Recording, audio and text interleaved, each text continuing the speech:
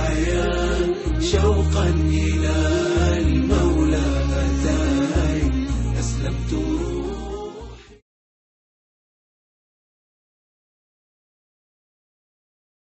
أعوذ بالله من الشيطان الرجيم بسم الله الرحمن الرحيم الحمد لله رب العالمين والعاقبة للمتقين والصلاة والسلام على رسوله محمد وآله وأصحابه أجمعين أما بعد Assalamu alaikum qarindoshlar. Bugungi darsimiz yani Ma'alimus Sunnah an-Nabawiyya, yani hadis ko'rsatmalari nomli kitobimizning aqida qismininki 3-bobi Al-Islamu yahdimu ma qablahu.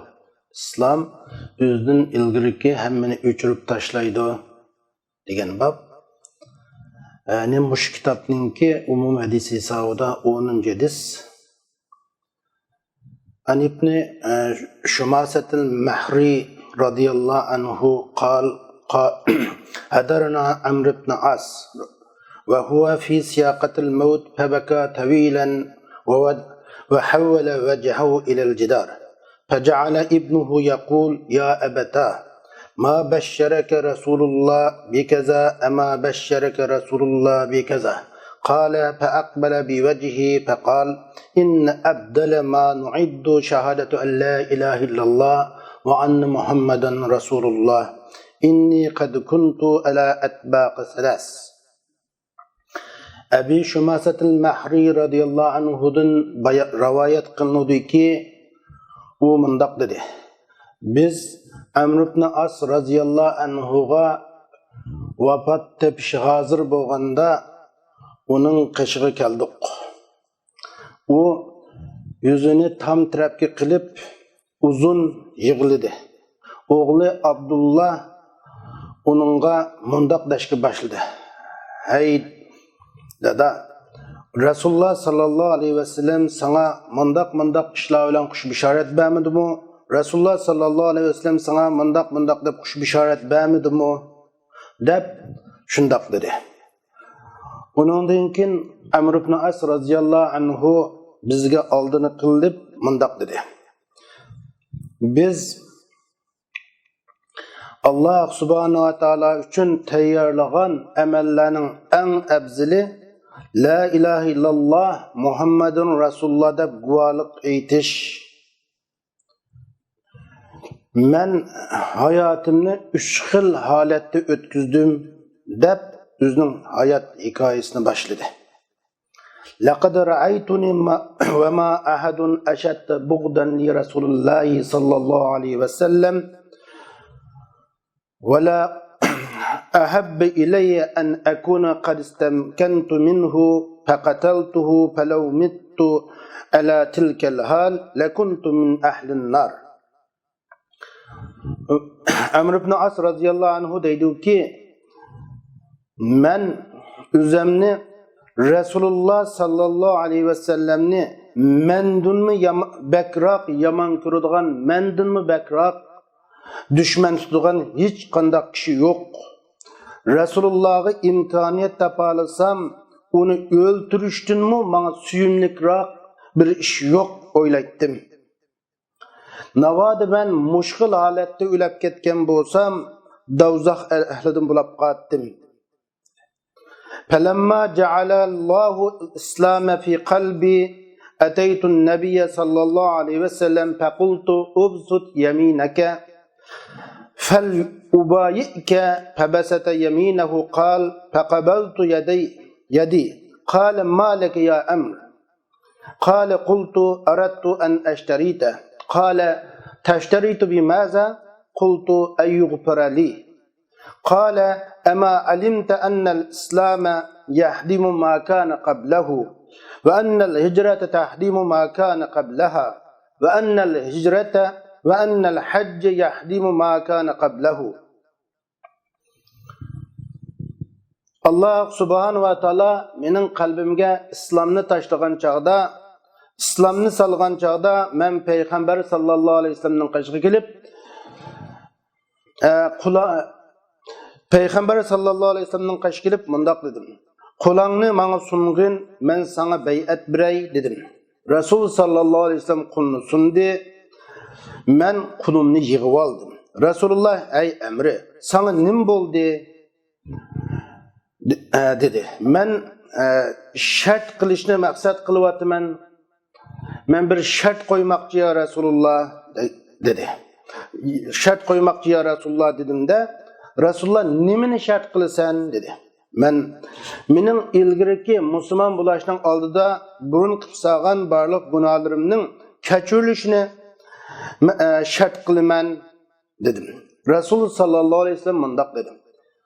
Sen İslamning oldidagi barliq gunohlarni o'chirib tashlaydiganligini bilmamsan. Yani İslamning musulmon bo'lgan odamning musulmon bo'lishi oldidagi musulmon bo'lishning oldidagi barliq kamchiliklarni o'chirib tashlaydiganligini, hijratning oldidagi hijrat qilishning oldidagi barliq xatoliklarni, kamchiliklarni o'chirib tashlaydiganligini, haj qilishning oldidagi barliq kamchiliklarni, xatoliklarni o'chirib tashlaydiganligini bilmamsan dedi. وَمَا كَانَ أَحَدٌ أَحَبَّ إِلَيَّ مِنْ رَسُولِ اللَّهِ صَلَّى اللَّهُ عَلَيْهِ وَسَلَّمَ وَلَا أَجَلَّ فِي عَيْنَيَّ مِنْهُ وَمَا كُنْتُ أُطِيقُ أَنْ أَمْلَأَ عَيْنَيَّ مِنْهُ إِجْلَالًا لَهُ وَلَوْ سِئِلْتُ أَنْ أَصِفَهُ مَا أَطَقْتُ لأنني لم أكن أملأ عيني منه ولو مت على تلك الحال لرجوت أن أكون من أهل الجنة. Hiç onundan keyin hiç kişi bana Resulullah'dan suyumlikroq dünyada bir kishi bo'lib bakmadı. Mening bana nisbatan Resulullah'dan hurmatlik bir kishi dünyada bo'lib bakmadı. Men Resulullah sallallahu aleyhi ve sellem'nin bekmu hürmetligenlik cihettin Resulullah'a bir kanguça qarab bakanmadım. Navada Resulullah'ni süpetlep birişim suralsa, Resulullah'ni süpetlep birişim menden sural kılınsa, men Resulullah sallallahu aleyhi ve sellem'ge kanguça Resulullah'ni bek qattiq hürmetligenliktin tikilip qaranmaganlıktin Resulullah sallallahu aleyhi ve sellem'ni süpetlep birişke qadir bulanmaydım, süpetlep biremitdim. Men navada muşkil halatda ölep ketken bolsam, men üzemning cennet ehlidan buluşida ümit qitdim. Yani cennet ehlidan buluşumda ümidim battı. Üçüncü xil halat levelina eşya'a ma adri ma hali fiha فإذا أنا مت ولا تسحبني نائها ولا نار فإذا دفنتموني فشنوا علي التراب شنا ثم أقيم حول قبري قدر ما تنحر جزور ويقسم لحمها حتى أستأنس بكم وأنظر ماذا أراجع به رسول ربي.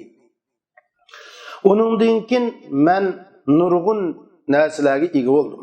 Yani biz nurgun narsalarga ega bo'ldikki, men u narsalarda ahvolimning nima bo'lganligini, hali ahvolimning nima bo'lganligini bilmayman. Men tusatdan hozir tusatdan o'lib ketib qolsam, menga yig'lig'uchi mushundaq ayollar hamro bo'lmasin, yig'lay ve ot bana ergeştirilmesin dedi. Feiza depentumuni sile meni depni kılsanla menin üstümge topunu azdan tükenla. Menin kabrem etrafıda bir tügüle buğuzlanıp guşi taksim kılıngan miqdar kabrem etrafı turunla. Men bu müddette sile bilen biraz ülfet elivulay ve Rabbimning elçileriga nima deb javob qaytarishimni bir o'ylanib olgan qadar mushu bir tuga bo'g'izlab go'shi taqsim qilingan muddat atrofimda tursanglar deb ashundoq bir vasiyatni qildi. Mana bu Amr ibn As radhiyallohu anhuning vafot etishining oldidagi ahvoli. Biz hadisga qaraydigan bo'lsak, Amr ibn As radhiyallohu anhuga vafot tepish hozir bo'lganda uning qishig'a bir qism hamrolari qishga kirganda u hasrat chekkanlikdan tam tarafga yuzini qilib uzun yig'lagan. Yig'isini to'xtatmagan. O'g'li Abdullah uni bir qiz uningdagi hasratni yengillatishga va uning do'lullarini silashga boshlagan va mundoq degan: "Hey dada, la tahzan, qayg'urma. Sen yaxshiliklarni qabul qiladigan, yomonliklarni afu qiladigan, mag'firat qilguvchi mehribon Alloh tarafiga borasan. Rasul sallallohu alayhi va sallam seni salihlarning qatoridan deb bishorat bermaganmi? Rasululloh sening to'g'risida Amr ibn As Qurayshning salihlarining qatoridan deb seni salihlar qatoridan ekanligida guvohlik bermaganmi? Rasul sallallohu alayhi va sallam sening haqqingda yana kishilar musulmon bo'ldi, Amr ibn As mu'min bo'ldi demaganmi? Shunga bak qayg'ub ketmagin dada deb dadasiga tasalli bergan. Undan keyin Amr ibn As yoshlarini surtib o'zini ziyorat qilib kelgan ziyoratchilarga oldini qilgan. Oldini qilib u mundoq degan: "Men Rabbimga uchish uchun La ilaha illalloh Muhammadan Rasululloh dinmi deb guvohlik berishdanmi afzalroq bir salih amalni tayyor qilolmadim" degan. Shundoq deb Amr ibn As o'zining hayot hikoyasini mundoq deb boshlagan: "Men hayotimda 3 bosqichni besib o'tdim. Birinchi bosqich butunlay yomonlik bilan to'ldi. Ikkinchi bosqich butunlay yaxshilik bilan bo'lgan bir bosqich. Uchinchi bosqich aralashma bosqich bo'lib, bu bosqichda bu davrining yaxshiligi yomonligini besib tushamdi yo yomonligi yaxshiligini besib tushamdi, men bilinmaydigan bir aralashma bosqichni besib o'tdim. Birinchi bosqichda bosqich mening kufrlik, kafirlikda o'tgan kunlarim bo'lib, bu kunlarda men Rasululloh sallallohu alayhi va sallamni yomon ko'rgan kishilarning eng yomon ko'rgani edim. Va Rasulullohni o'ldirishga imkoniyat topalasam, o'ldirishni eng yomon ko'ratdim. Nima? Eng yaxshi ko'ratdim. Rasulullohni o'ldirishga imkoniyat topalasam, o'ldirishni eng yaxshi ko'rgan bir kunlar edi. Navoda mushkil holatda o'lab ketgan bo'lsam, men davzoq ahlidan bo'lib qoldim. Ikkinchi bosqich mening sodiq bo'lgan, rostchil holatda islom keltirgan, mening solih amallarni amal qilgan, Rasululloh sallallohu alayhi vasallamga suhbatdosh bo'lgan bosqichlarim, davrlarim. Alloh subhanahu va taolo mening qalbimga iymonni solganda, men Rasululloh sallallohu alayhi vasallamning qishqi xushal holatda bo'lgan. Berib: "Ya Rasululloh, men sana bay'at berishim uchun qulingni bir sunsang" degan edim.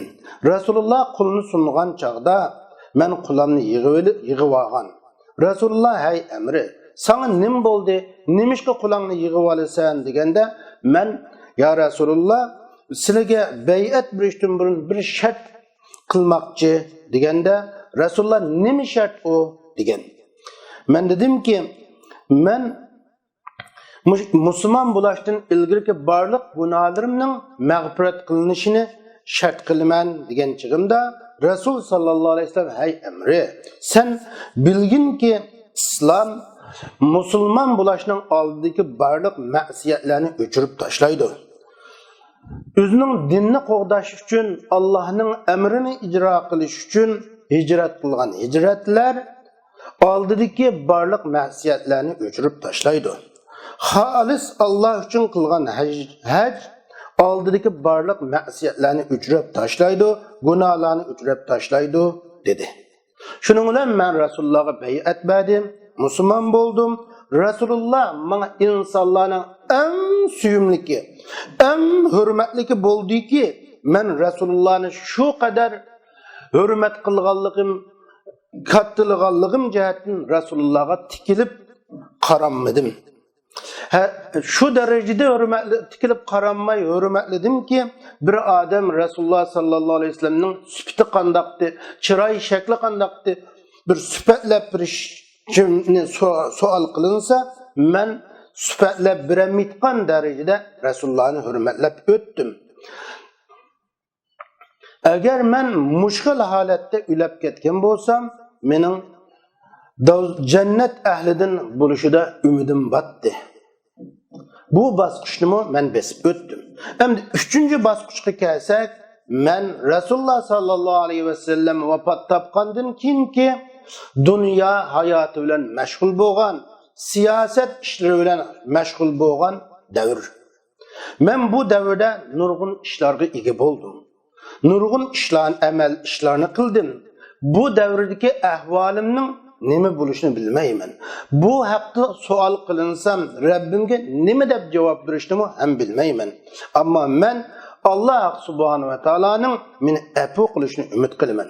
Ammo mening birdan-bir ishonchim va birdan-bir tayanadigan asosim la ilaha illalloh Muhammadun Rasululloh deb aytgan guvohligim. Buningga ishonchim bor. Deb shundoq dedi. Onundan keyin Amr ibn As radhiyallohu anhu o'zining o'lib ketgandan keyin o'ziga yig'laydigan, yig'lig'uchi ayollarning qo'shaq qetib yig'lishidan to'sdi. Chunki Rasul sallallohu alayhi vasallam buningdan tusab bundoq degan. Mushu boshqalar o'lib ketganda qo'shaq qetib mushundaq yig'laydigan ayollar o'lib ketishdan burun tövbe qilmasa, bu ayollar qiyomat kuni turgizilib, bu ayollarning ustida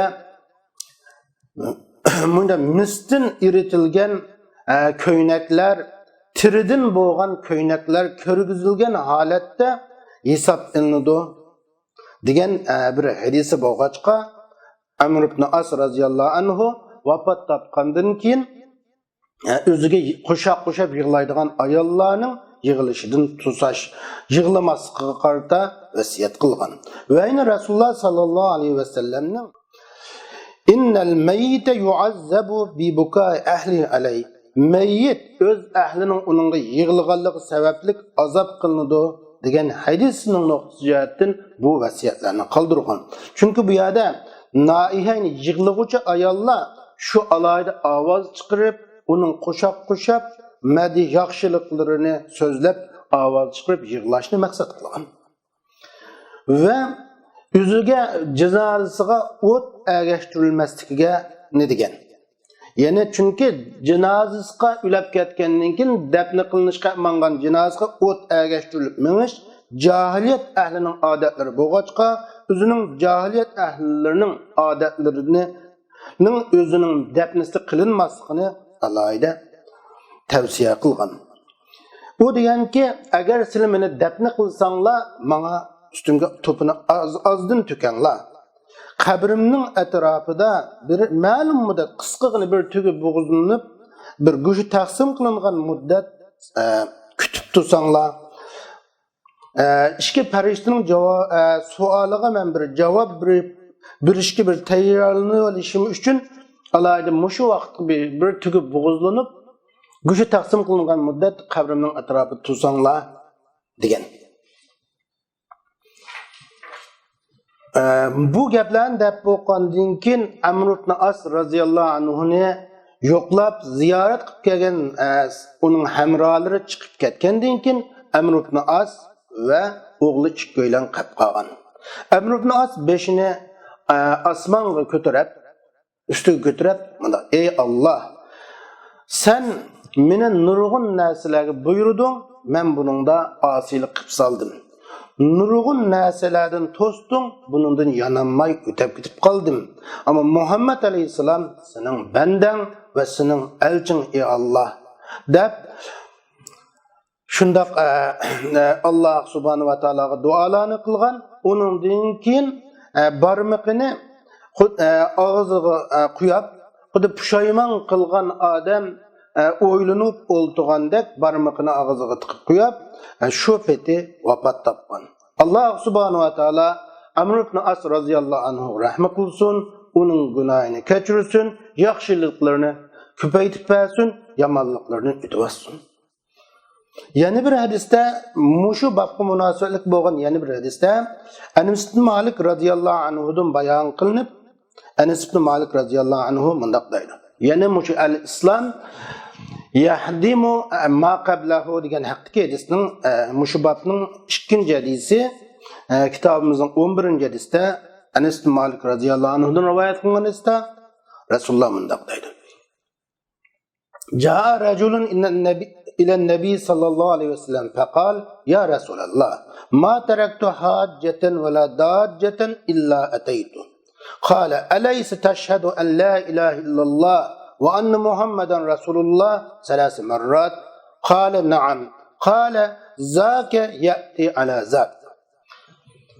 Bir adam Peygamber sallallahu aleyhi ve sellem'nin qışıp kelib bundaq degan: "Ya Rasulullah, ey Allah'ın peygamberi, men her qandaq çoğ ve kichik her qandaq bir xata, kamchilik bo'lsa lekin buni qildim. Barliq xatoliklar bilan shug'ullandim. Mening ahvolim nima bo'lar ya Rasulullah?" deb Rasulullohning qish kelganda Rasululloh mundaq degan: "Sen la ilaha illalloh Muhammadun Rasululloh deb guvohlik aytmamsa, guvohlik aytamsa deganda deb 3 qatim deganda, "Voy men guvohlik aytdim ya Rasululloh" deb bu odam guvohlik aytgan. Ha deganda Rasululloh deganki, "Zaki ya'ti ala zak." Ana ashu yuqorqi shahodat la ilaha illalloh va anna Muhammadan Rasululloh deb aytgan bu guvohliqing ana ashu uning guvohlik aytishining oldidagi barliq kamchiliklaringni, xatoliklarni o'tkazgan bu jinoyatlaringni o'chirib tashlaydi, uni yiqitdi, uni yo'qotdi degan. Endi yuqorqi hadislardan shuni xulosalab chiqarimizki, birinchi xulosalaydiganimiz o'lim hozir bo'lgan odamga umidlik so'zlarni eslatish, o'zining solih amallarini eslatishning mustahabligi chiqadi. Ya'ni u odam u odamda umidlik holatda u odam vafot tepish uchun buni eslatishning mustahab ekanligi yaxshilik chiqadi. Chunki umid Allah subhanahu wa ta'alaning, yani insonning baxt saatining g'oyasi bo'lgan Allohning muhabbatini elib keladi. Ikkinchisi, hadisdan oladigan ikkinchi bir foyda, mu'min din davomli Allohdan qo'rqishning arilmasligi. Mu'min davomli Allohdan qo'rqib turish kerak ekanligi chiqadi. Garchi u mu'min nurg'un solih amallarni qilgan bo'lsa-mu, shunday sahobalar qilgandek ashuna katta amallarni qilgan bo'lsa-mu, davomli Allohdan xashiyatullohning mu'mindan arilmasligi, davomli mu'minda xashiyatullohning mavjudlab turishini o'rganib olaymiz bu hadisdan. Uchinchi qilib hadisdan shuni o'rganimizki, shuni ko'rib olamizki, ikki shahodatning ne kadar katta bir faziletlik amel ekanligi. İki shahodat qiyomat kuni uchun qo'yiladigan eng katta amallarning qatoridan ekanligini ko'rib olaymiz. To'rtinchi hadis islomning fazilatiga, islomning kattaligiga dalolat qiladi. Chunki islom jahiliyatdagi musulmon bo'lishdan oldingi jahiliyatda qilgan barliq gunohlarni o'chirib tashlaydi. Bu hem Allah subhanahu wa ta'alaning bunu so'ziga ham muvofiq. Qullazina kafaru in yantahu yughfar lahum ma qad salaf. Kafir bo'lgan Muhammedin sallallohu alayhi vasallam, kafir bo'lgan odamlar ular shu kufrligidan yansa ularning ilgirki qilgan kamchiligi kechiriladi, mag'firat qilinadi degan Allah subhanahu wa ta'ala. Hadisdan oladigan 5-chi bir foydamiz hicretning va hajning fazilati. Chunki haj va hicret insonning haj qilishning oldidagi va hicret qilishning oldidagi barliq cho'ng kichik gunohlarini o'chirib tashlaydi, bunga kafarat bo'ladiganligini ko'rib olaymiz. 6-si sahabe kiramlarning Rasul sallallohu alayhi ve sellemni ne kadar kattalaydiganligi, intayin yuqori darajada hurmatlaydiganligini ko'rib olaymiz. 7-si hadis sahabelarning o'zidan intayin qattiq hisobat oldiganligini ko'ra olamiz. 8-si. Hadis yana bir insonning o'zi vafot topib ketgandan keyin 101 shariatga muxolif holatda yuz berishi ehtimolli bo'lgan ishlardan qattiq ogohlantirib qo'yish, buning bundaq ishlarning sodir bo'lmasligi to'g'risida alohida bir vasiyatlarni qilib qo'yishining mustahabligini ko'ra olamiz. 9-si mayitlarga avval chiqib yig'lashdan chekinadiganligi, mayitlarga shu o't janozasiga o't agashtirilib menishdan chekinadiganligini ko'ra olamiz. 10-si ikki firishtaning qabrida so'roq qilinadiganligi, qabrida so'roq-savolning haqiqatan mavjud ekanligiga mushahiddan ham ko'ra olamiz. Alloh subhanahu va taolo hammamizni shu qabridagi savol-so'roqlarda to'g'ri javob berishiga muyassar qilsin. Alloh subhanahu va taolo hayotimizning oxirini ikki shahodat kalimasi bilan ketgili nasib qilsin. Vafotimiz oxirgi so'zimiz shahodat kalimasi bilan ketishga nasib qilsin. Va oxir da'vana alhamdulillahi robbil alamin.